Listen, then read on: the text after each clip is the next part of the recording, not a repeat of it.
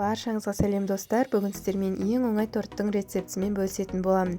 Ол үшін ең алдымен біз осылай жұмыртқаларымызды жарып, жақсылап миксерлеп аламыз. Жұмыртқаларыңыз үлкен болса 3 жұмыртқа да жетеді. Осылай 200-300 граммында көлемінде шекерімізді салып отырып миксерлейтін боламыз. Жақсылап миксерлеп болған соң айранымызды құятын боламыз. Барлығы бөлме температурасында болу керек. Айраныңыз егер холодильникте мұздай болып болатын болса, кішкене газге жылытып жіберсеңіздер ештеме етпейді. Осылай айранды қосқан кезінде сұйық майымызды да қосып жіберуіміз керек. Мен сұйық майды соңынан қосатын боламын. Осылай ұнымызды қосып, разрыхителімізді бірге қосып алатын боламыз.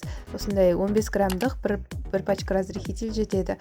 Майыңызды негізі айран құйған кезде құйып жіберу керек, сонда жақсы араласатын болады. Ванилин қоссаңыздар да болады, қоспасаңыздар да болады, өз еріктеріңіз.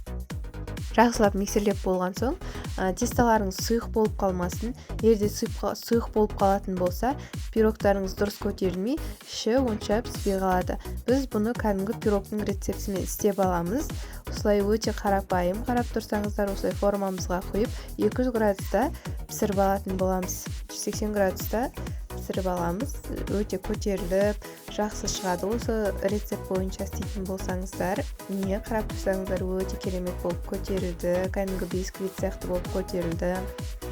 Бұл пирог осылайда оны кесіп шай іше берсеңіздер болады, дәмі өте тәтті болады. Немесе мен секілді осылай крем істеп, торт жасап жесеңіздер де болады. Сливкеміздің үстіне творожный сырымызды салып, жақсылап миксерлейтін боламыз. Оның үстіне сахарный пудраны саламыз. Сахарный пудра бізге оған кремімізге тәтті дәм береді. Осыны араластырып болған соң креміміз дайын. Өте оңай. Тек қана 3 заттың құрамынан тұрады. Осылай жасап аласыздар. Енді өздеріңізге лайықтап істей бересіздер, шамалап сала бересіздер. Осылай ортасын бөліп алдым. Ортасына жағып шығамын. Жағып болған соң бет қабатын орналастырып, өз қалауым бойынша сәндеп шығамын. Сіздер де дәл солай істеп шығыңыздар. Міне қалған креммен бетін сәндеп шығамын. Кез келген жидектерді бетіне қойсаңыздар, өте әдемі болып шығады. Дәмі өте тәтті болады, креммен де одан сайын тәтті бола түседі. Сіздер де міндетті түрде дайындап көріңіздер. Достар, менің каналыма тіркеліп қойды ұмытпаңыздар.